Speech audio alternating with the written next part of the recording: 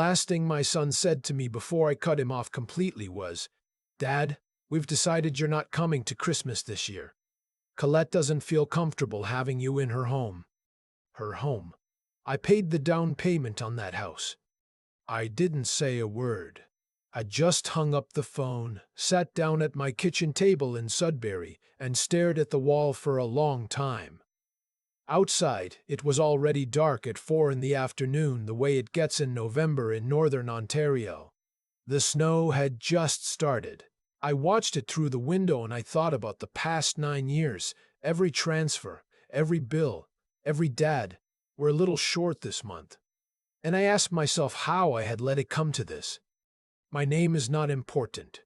What matters is that I'm 63 years old. I spent 31 years working in mine safety for a company up near Timmins, and I raised my son alone after his mother passed from cancer when he was 11. Just the two of us. I worked double shifts some weeks so he could play hockey, go on school trips, have the things other kids had. I was not a perfect father, nobody is, but I showed up. Every single time I showed up. His name is Callum. He's 36 now. He married Colette 8 years ago, and I tried to love her the way you try to love the person your child chooses. I really did. She was cool toward me from the beginning, but I told myself that was just her personality. Some people take time to warm up. I gave her time. Years of it.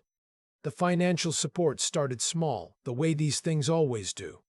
Callum called me about 3 months after the wedding. He and Colette had found an apartment in Oakville they loved, but it was a stretch on their combined salaries. Could I help with first and last month's rent? Of course I could. I wired $1,400 without hesitating. He was my son. That's what fathers do. Then there was the car. Colette's transmission went, and the repair estimate was more than the car was worth.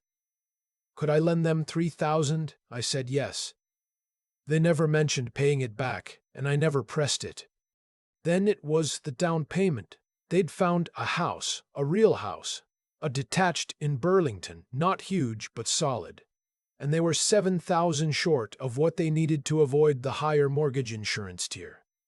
I had money set aside from a company buyout package. I gave them the $7,000. I remember signing the e-transfer and feeling proud. I thought, I helped my son buy a home. My ex-wife, God rest her, would have been proud too. After that, it became a rhythm.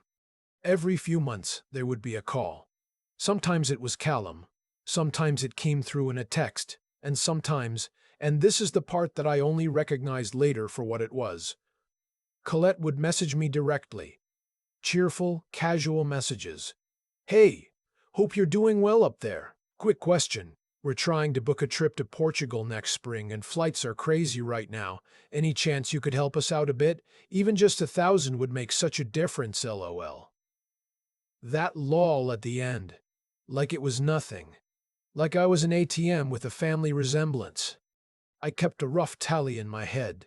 Over 9 years, the rent, the car, the down payment, the Portugal trip, the new furnace they needed, 2 winters ago. Callum's dental work when he was between jobs for 4 months. Colette's course fees when she wanted to get a design certificate, 1,000 here, 1,500 there. When I finally sat down and actually added it up, after everything fell apart, I reached a number close to $68,000. $68,000 given to 2 people who made a combined income that was not small by any standard. I never once asked for a thank you. I want to be clear about that. I gave because I wanted to. I gave because Callum was my son, and I believed that was what love looked like. Making the path a little smoother for your kids. But there is a difference between giving out of love and being treated like a resource. I started to feel that difference about 2 years before everything ended. Little things at first. Callum would call and the first 20 minutes would be about whatever they needed, and then we'd hang up and I'd realize we hadn't talked about anything real. I'd ask about his work. He'd give me 3 sentences. I'd mention a health scare I had. Nothing serious, a spot on my lung that turned out to be nothing, but terrifying for 3 weeks while I waited on results. And he said, "That sucks, Dad. You should get a second opinion," and then pivoted to asking if I knew anyone who could get them a deal on a new fridge. I started to feel invisible, not to the whole world, just to my son. And to Colette, I was never visible at all except as a source. The Portugal trip I should describe, because that's where I first felt the ground shift under my feet. They'd invited me to join them. This was 2 summers ago, and I'd been genuinely excited. I hadn't been to Europe since my early 40s, a work conference in Amsterdam. I booked my own flight, separate from theirs because we were coming from different cities. I paid for a private room in the same apartment they were renting in Lisbon. I was careful not to impinge. I wanted to be a guest, not a burden. On the second day, Colette and I had a small disagreement at dinner over nothing. I said I thought the neighborhood we were in was touristy and suggested we try walking further east the next day. She took it as a criticism of her planning and went quiet. The kind of quiet that fills a room. Callum spent the rest of the dinner staring at his wine. That night, I heard them talking in low voices through the thin wall of the apartment. I couldn't make out the words. I didn't want to. The rest of the trip was polite and strange and exhausting. We took photos that looked happy. When I got home to Sudbury, I sat in my truck in the driveway for a few minutes before going inside, and I thought, something is wrong, and I don't know what to do about it. I tried over the following months to repair whatever had cracked. I called more often. I suggested a visit, offered to drive the 5 hours to Burlington. Colette was always swamped with a project or not feeling her best. There was always a reason. Callum echoed whatever she said. Then came last November, the call I described at the start. It was a Tuesday night. I was making dinner, just soup. I cook simple things for myself. And my phone buzzed. Callum. I turned down the burner and answered. He didn't even ask how I was doing. He just said, "Hey, Dad. So, Colette and I have been talking, and we've decided it's better if you don't come for Christmas this year." I stood there holding a wooden spoon and I said, "What?" He repeated it, almost word for word. "We've decided you're not coming for Christmas. Colette doesn't feel comfortable having you in her home right now." Her home? I said very quietly, "Callum, I helped pay for that home." There was a pause. Then he said, "That's not really relevant, Dad." I asked him what I had done. He said it was a lot of small things, and that Colette felt I was judgmental and negative, and that they needed to protect their space. He used the word boundary 4 times in less than 2 minutes. Each time, something in my chest went a little tighter. I asked if we could talk about this in person. He said he'd have to check with Colette. He never called back. I didn't sleep that night. I lay in my bed and listened to the furnace clicking and the wind coming off the lake, and I thought about Christmas Eve when Callum was 8. He'd gotten up at 2 in the morning and come downstairs because he couldn't sleep either. And we'd sat together on the couch in the dark with just the tree lights on. And he put his head on my arm, and we'd talked about whether reindeer could really fly. His mother was still alive then. That was the last Christmas she was healthy. I thought about that for a long time. And then, somewhere around 3 in the morning, something shifted, not to anger, not exactly, more like a kind of clarity. The kind that's quiet and cold and very steady. I thought, they don't want me there. All right. But I'm still the one holding the rope. The next morning I called my financial advisor. I want to tell you exactly what I did step by step because this matters. First, I called my bank and reviewed every pre-authorized transfer I'd set up over the years. There were 2 still active. A monthly e-transfer of $400 I'd been sending Callum that started during his unemployment stretch and somehow never stopped, and a secondary account I'd set up in both our names years ago that I'd been adding to quietly, thinking of it as a kind of informal emergency fund for him. I canceled the monthly transfer that same morning. It took 4 minutes on the phone. The joint account I thought about for a week. I didn't touch it immediately. I needed to be sure I wasn't acting out of pure hurt. I sat with it. I talked to my brother, who lives outside of Halifax. I talked to a friend from the mine who retired a few years before me. Neither of them told me what to do, but they listened, which was what I needed. My brother said something that stayed with me. You can love someone and stop funding a situation that diminishes you. Those aren't the same thing. After a week, I went to the bank and removed my name from the joint account, transferring what was in it back to my personal savings, and I closed it. I also called a lawyer. Not out of anger, out of practicality. I updated my will, something I should have done years before. My estate would now go primarily to a charitable foundation I've always supported, a youth wilderness program in northern Ontario that takes kids from difficult situations and gets them outside, with a portion to my brother. I told the lawyer why, and she didn't blink. She just made the changes. I did not tell Callum any of this. I want you to understand, I was not trying to punish him. I was not sitting there rubbing my hands together. I was a 63-year-old man who had just been told he wasn't welcome at his own son's Christmas, and I was trying to find a way to live with some dignity. That's all. Christmas came. I spent it with my brother and his wife up in Halifax. Drove the whole way, 19 hours, 2 days, with a stop in Quebec City. It was the first Christmas in years where I felt like myself. We played cards. We ate too much. I slept well for the first time in months. I did not hear from Callum on Christmas Day. Not a text, not a call. Nothing. What I did get, on December 28th, was a message from Colette. It was long. I read it twice. The tone was, and this is the only word for it, administrative. She wrote that they had been expecting the usual monthly support transfer, and it hadn't arrived. She assumed it was a bank error, and wanted to flag it. She also mentioned that she'd tried to access the joint account and found it closed. She asked me to look into it when I had a chance. I put my phone face down on my brother's kitchen table and drank my coffee. An hour later, another message. This one from Callum. Shorter, more confused than angry. Dad, something's wrong with the transfers, and the account is gone. Can you call me? I did not call. By the 29th, there were 11 messages between the two of them. By the 31st, there were 24. By January 3rd, I was back in Sudbury by then. The drive home quiet and the house dark when I got in. I had 37 unanswered messages. I read every single one of them. Here's what I noticed. Not one of them asked if I was okay. Not one said, "Dad, I've been thinking about what I said, and I'm sorry." The messages were entirely about the money. Where was the transfer? Why was the account closed? Did something happen to my finances?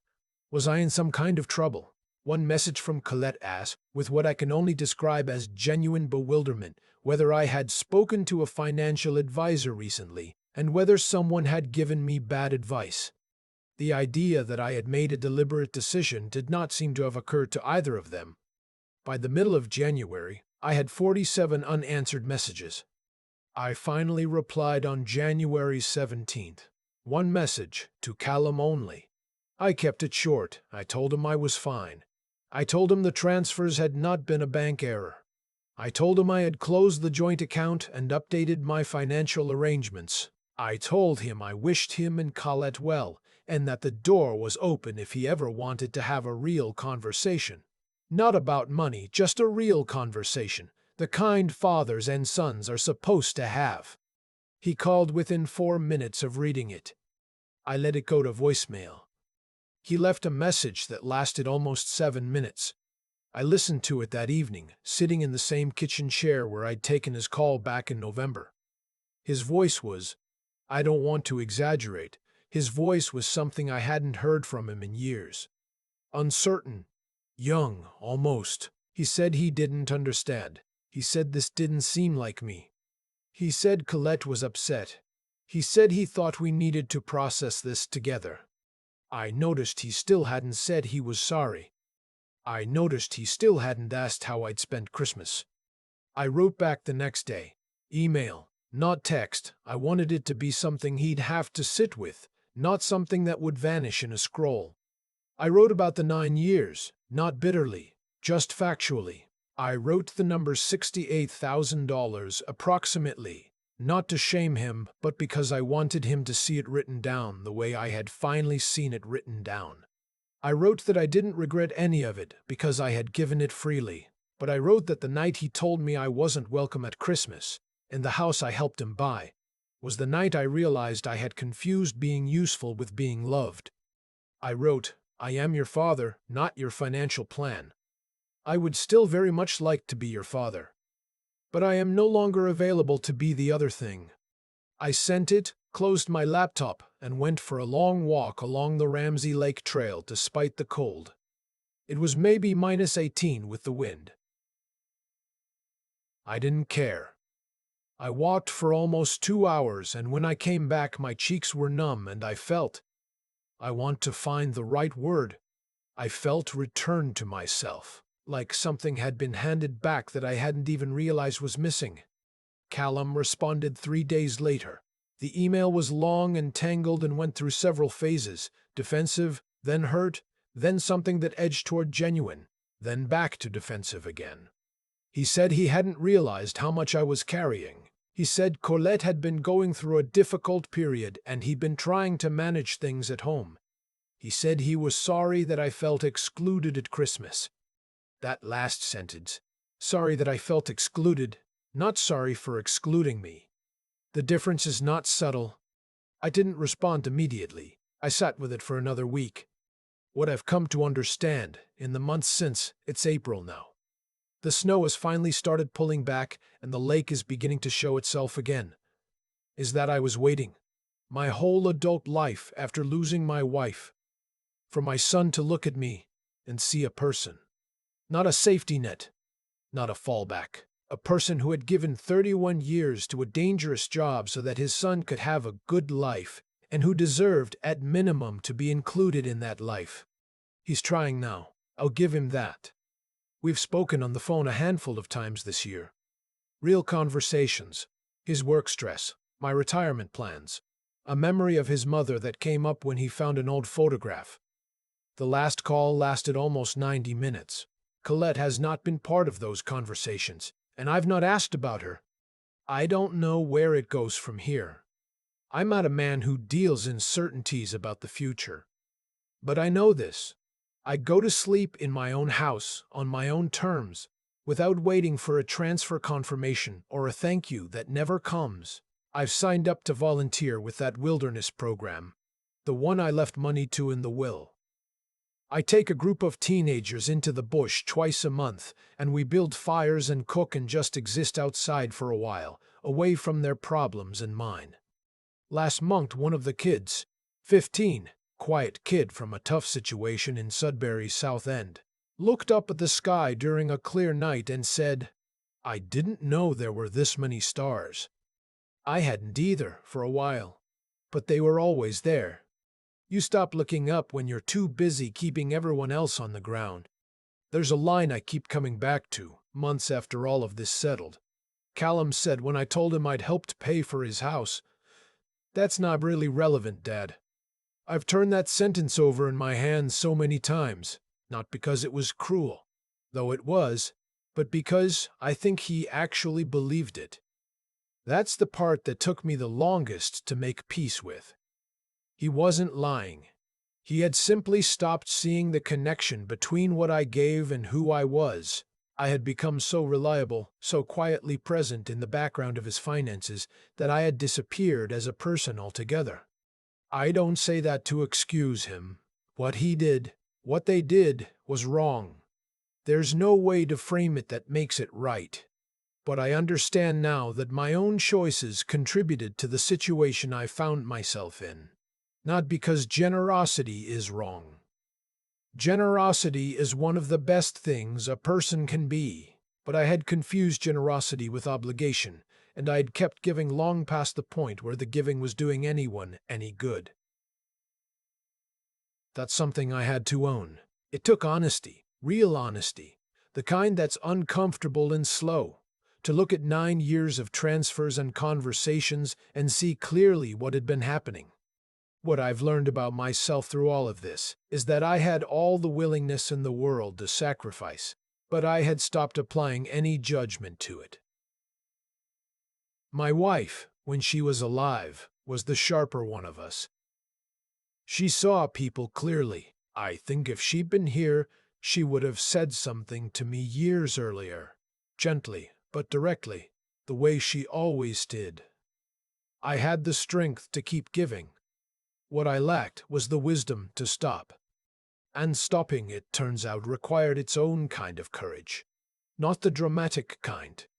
The quiet kind. The kind where you sit at your kitchen table at 3 in the morning, not angry, just finally clear, and you decide that you are going to stop shrinking yourself to fit into a space that was never really meant for you.